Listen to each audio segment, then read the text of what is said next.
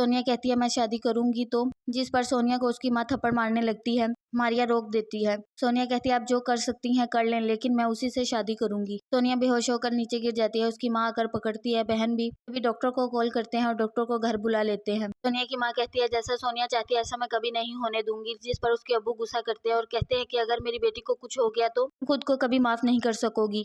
सोनिया की माँ कहती है ऐसा कुछ नहीं होगा जैसा आप सोच रहे हैं, जो मैं चाहती हूँ वही करूंगी। सोनिया आकर कहती है जैसा आप चाहती है ऐसा कभी नहीं हो सकता, मैं हमजा से मोहब्बत करती हूँ और उसी से शादी करूंगी। मोहब्बत को पैसों में तोलती होंगी, आपकी नज़र में पैसे की इज्जत होगी, लेकिन मेरी नज़र में नहीं है। मेरी बात माने या ना माने, लेकिन मैं आपको अपना फैसला सुना चुकी हूँ। लेकिन उसकी माँ फिर भी उसकी कोई बात नहीं सुनती। सोनिया चलाकर वापस चली जाती है। जुगनू बहुत रो रही होती है। उसे पता चलता है कि हमजा की तबीयत बहुत खराब है। वो दरबार पर जाती है और मन्नत मानती है कि जल्दी से ठीक हो जाए। हमजा एडमिट होता है हॉस्पिटल में। मुझे तो लगता है कि सोनिया किसी और में इंटरेस्टेड है, जिस पर उसकी माँ कहती है कि मुझे भी ऐसा ही लगता है। सोनिया की माँ कॉल करती है और कहती है कि बच्ची थोड़ा अपसेट है और कोई मसला नहीं, आप परेशान मत होना, आपने मेरा बहुत साथ दिया है, दोस्ती का हक अदा कर दिया है। सोनिया की माँ को कहती है कि नहीं कोई बात नहीं, ऐसी दोस्ती में इतना तो बनता ही है, आप परेशान ना हो मेरी तरफ से। मारिया बहुत परेशान होती है कि सोनिया के साथ गलत हो रहा है। बहुत समझाने की कोशिश करती है अपनी माँ को, लेकिन उसकी माँ एक नहीं सुनती। अपने बाबा के पास जाती है तो उसके बाबा कहते हैं कि मैं खुद यही बात समझाना चाहता हूँ तुम्हारी माँ को, लेकिन तुम्हारी माँ की अकल में कोई बात ही नहीं आ रही।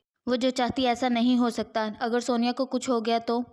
फिर मारिया सोनिया के पास आती है और सोनिया को कहती है कि तुम ही मामा की बात मान लो। सोनिया कहती है मैं उसे नहीं छोड़ सकती, मैं उससे मोहब्बत करती हूँ, मामा को ये मेरी बात समझना होगी। अगर वो मेरी बात नहीं समझेंगे तो मैं कहीं और शादी नहीं करूंगी।